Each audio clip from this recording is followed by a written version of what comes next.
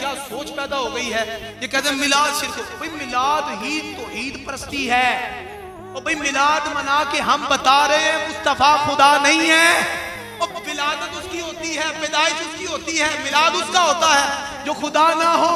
خدا کی شان تو یہ ہے لم یلد ولم یولد۔ اللہ تعالیٰ نے مصطفیٰ کی ولادت، مصطفیٰ کی پیدائش کر مصطفیٰ کو لوگوں میں رکھا اس وجہ سے کہ مصطفیٰ خدا نہیں ہے، مصطفیٰ کا بچپن ہے، لڑکپن ہے، جوانی ہے، مصطفیٰ کا آنا ہے، جانا ہے، کھانا ہے، پینا ہے، صحابہ کے اندر جلوہ افروز ہونا ہے، اس وجہ سے کہ مصطفیٰ خدا نہیں ہے۔